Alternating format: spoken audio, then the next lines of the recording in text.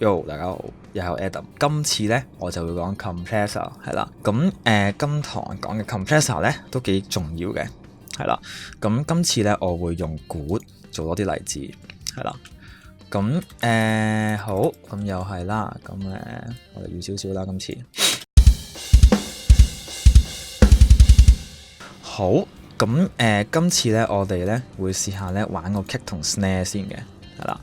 咁compressor， 咁我哋上次 EQ 咧就留咗喺呢度啦，係啦。咁今次就用 compressor 啦。咁首先咧 compressor 嘅作用係乜嘢咧？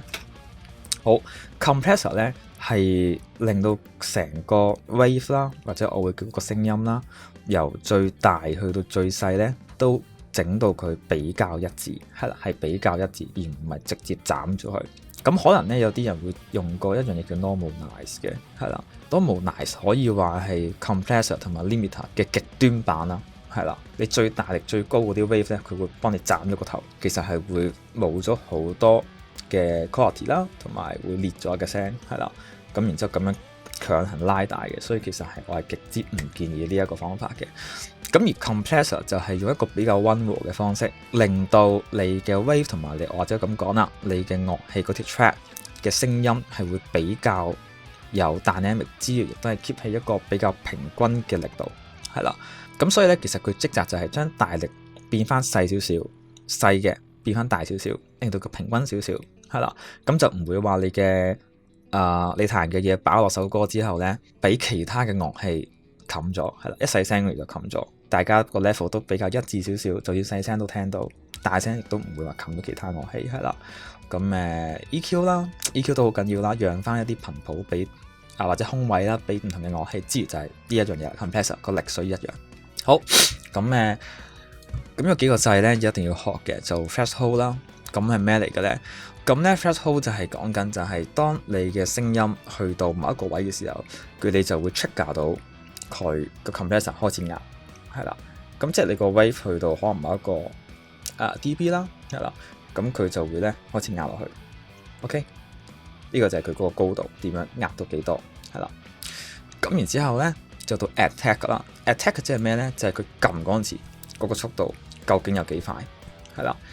咁你0.1個 millisecond 即係就變咗係咁樣超快，係啦。咁如果你話我好慢嘅，就會可能咁樣佢先壓。然之後 hold 咧就係講緊佢頂起咗佢之後，或者我撳咗落去啦，佢 hold 住幾耐，然之後先再 release 翻，係啦。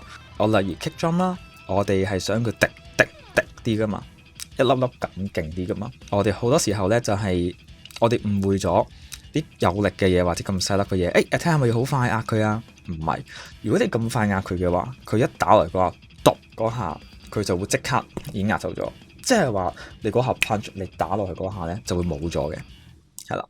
咁所以 attack 反而係要慢，係篤然之後先再壓翻。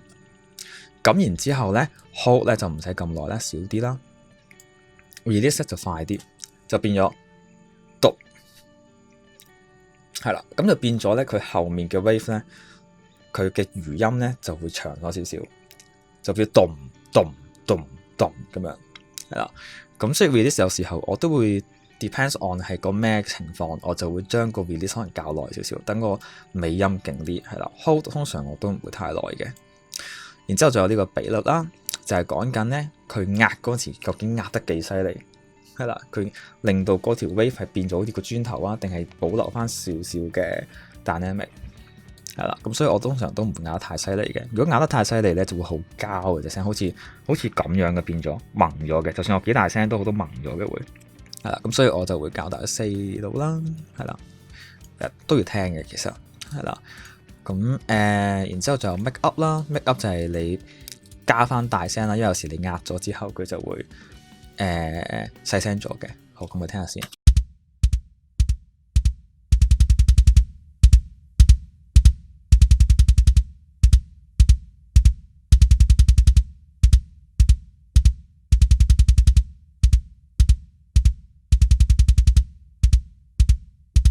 係啦，咁你見到 release 度咧慢咗好多，因為我較大咗，係啦，咁所以其實唔使唔耐啦，可以快啲走啦，等佢。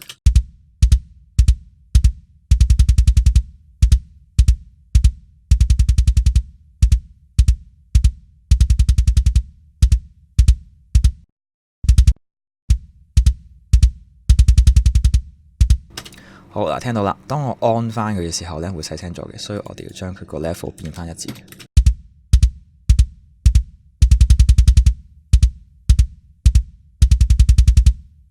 好，咁唔知你聽唔聽到啦？其實我 compress 咗之後咧，佢啲尾音係長咗少少之餘咧，佢力水都一致咗平均啲嘅。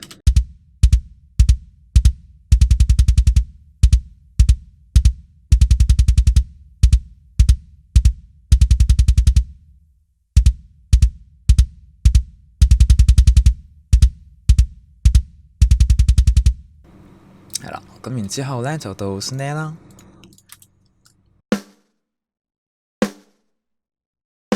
好 compress， 咁樣做法啦。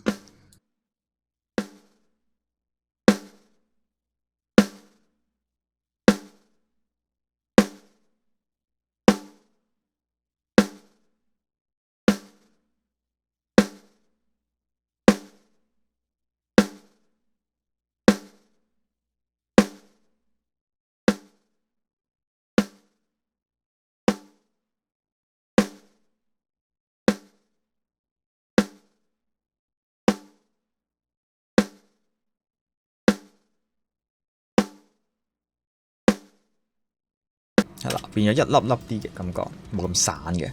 咁我哋聽下依家 mix 好咗嘅 compress 咗嘅鼓會係點咯。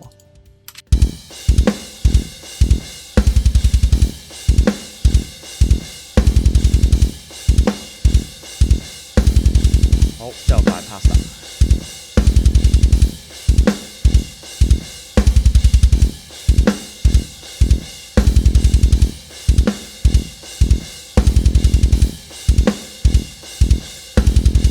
好，咁你就會聽到佢實淨咗啦，一粒粒啲啦，冇咁長啦，或者我哋會叫係啦 ，stay 翻喺一個位置度。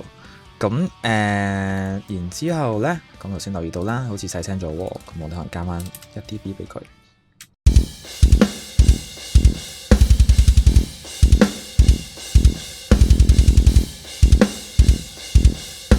好 OK， 咁然之後咧到呢個overhead 啦。咁咧 overhead 咧，我好多時候都會落一個比較勁少少嘅 compressor， 等佢咧嗰個躍動感強啲。咩意思咧？因為其實 compressor 好容易會令到嗰件事係，因為佢有壓嗰下噶嘛，咁就會令到嗰個躍動感會強啲嘅。咁所以咧，我哋可以試下做一個比較 hard 嘅 compress 啦。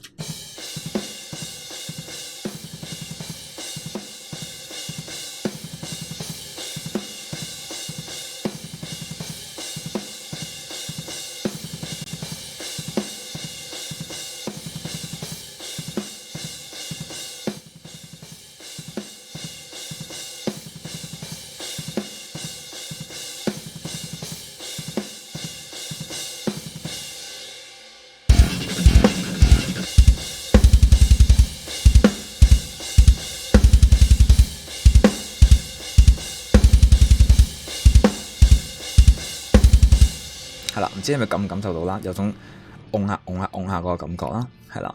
咁呢個就係 compressor 嘅作用啦。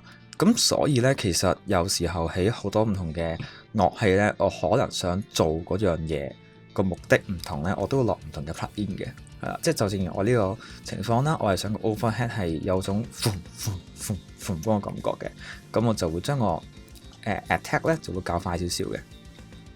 等佢快啲出格到，就壓再放壓放嗰種感覺，等佢有種拍子個感覺喺度。咁呢一堂就差唔多啦。咁對於 compressor， 如果大家都有啲咩問題或者想問咧，咁可以問我嘅。咁再下一堂咧，我會講 reverb 啦，係啦，聲 reverb 啊，bass 聲啊，成日聽到啲咩叫 bass track 啊，或者係聲 reverb 啊，咩 aux track 啊嗰啲，係啦。咁究竟係咩嚟嘅咧？咁我下午就會講嘅。咁同埋記得啦。如果有咩問題咧，歡迎你哋喺 comment 咧留低你哋嘅問題嘅，係啦，咁我會盡力逐一回答嘅。咁今堂就咁多啦，香港人加油，拜拜。